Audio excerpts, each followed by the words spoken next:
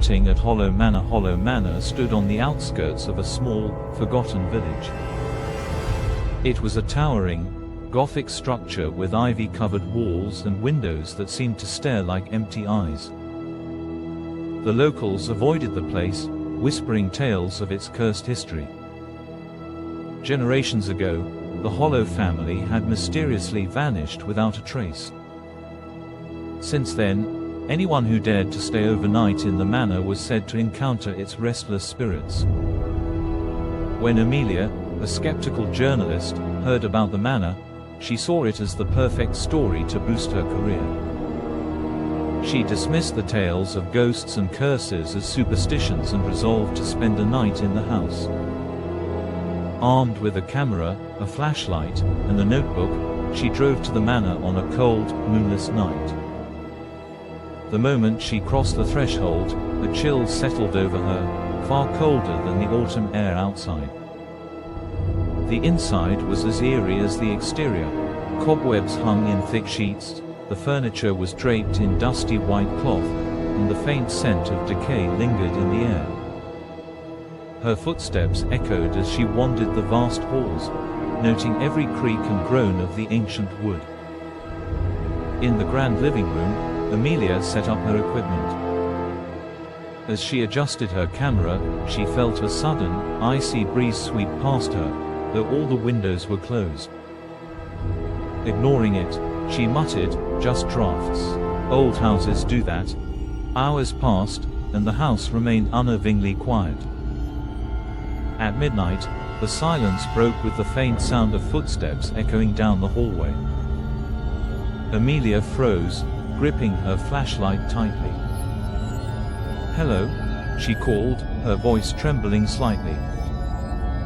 There was no response, but the footsteps grew louder, closer, until they seemed to stop just outside the room. Her flashlight flickered, and a shadow passed over the doorway. Taking a deep breath, Amelia stepped into the hallway, shining her light in every direction. There was no one there. As she turned back to the living room, she saw something that made her blood run cold. The furniture was no longer covered. The cloths were folded neatly on the floor, and the chairs and table looked polished, as though freshly cleaned. "What the?" she whispered, her voice shaking. Suddenly, the sound of laughter echoed through the room, high-pitched and eerie. Amelia spun around, her flashlight landing on a figure standing in the corner, a young girl in a tattered dress, her face pale and eyes sunken. "Who are you?" Amelia stammered. The girl tilted her head, her lips curling into a chilling smile. "I live here. Do you want to play?" Before Amelia could respond, the girl vanished, leaving only the sound of her laughter lingering in the air. The journalist's heart pounded as she backed toward the door, but when she reached for the handle, it wouldn't budge. Panicked, she ran upstairs, hoping to find another way out. The upper floor was even colder, the walls adorned with faded portraits of the Hollow family.